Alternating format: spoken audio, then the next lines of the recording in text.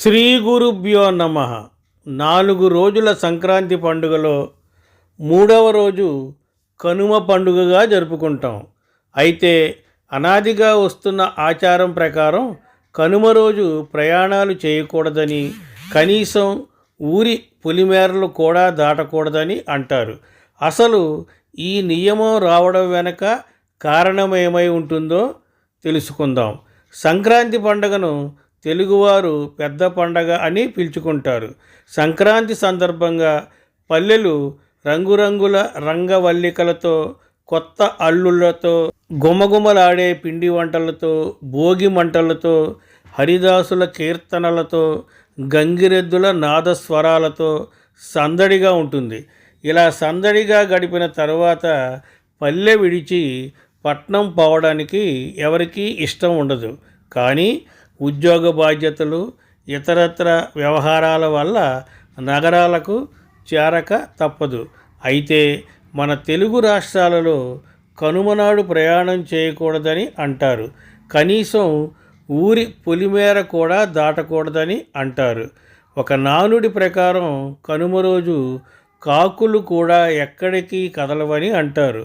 అందుకే పండక్కి వచ్చిన వారు కనుమ రోజు తిరిగి ప్రయాణం చేయరాదని మన పూర్వీకులు అంటారు.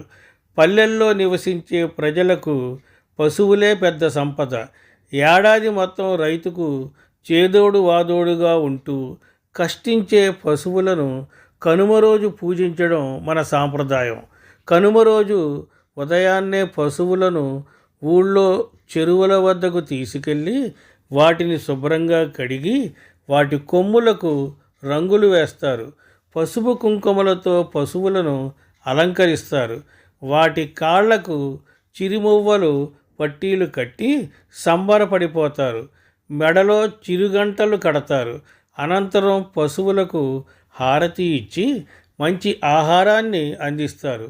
కనుమ రోజు పశువులను పూజించుకునే గొప్ప సంస్కృతి తెలుగువారికే సొంతం.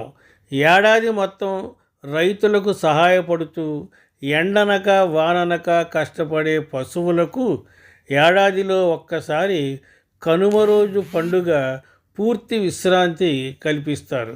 పాత రోజుల్లో ప్రయాణాలన్నీ ఎడ్ల బండిలోనే జరిగేవి.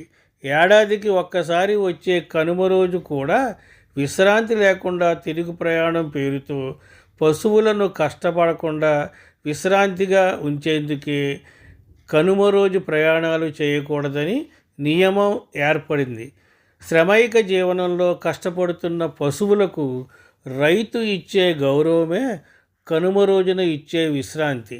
ఈ ఒక్కరోజు కూడా వాటిని ఇబ్బంది పెట్టకూడదన్న ఔన్నత్యం ఈ నిబంధన వెనుక కనిపిస్తుంది. అంతేకాకుండా భోగి, సంక్రాంతి పండుగ హడావిడిలో గడిచిపోతుంది. అందరూ కలిసి సరదాగా గడిపేందుకు కూడా కనుమ పండుగ రోజు తిరిగి ప్రయాణం చేయకూడదని అంటారు. ఇప్పుడు ఎడ్లబళ్ళు లేవు కదా, అన్నీ మోటారు వాహనాలు కదా, ఎందుకు ప్రయాణించకూడదు అని అంటారేమో. సంవత్సరానికి ఒకసారి ఊరికి వస్తారు. ఇంకో రోజు మీ సొంత ఊరిలో బంధుమిత్రులతో సరదాగా గడపండి. తరువాత ఎలాగూ యాంత్రిక జీవనం తప్పదు. ఇదే కనుమ పండుగ నాడు ప్రయాణాలు నిషిద్ధం అనడం వెనక ఉన్న అంతరార్థం. స్వస్తి, శుభమస్తు.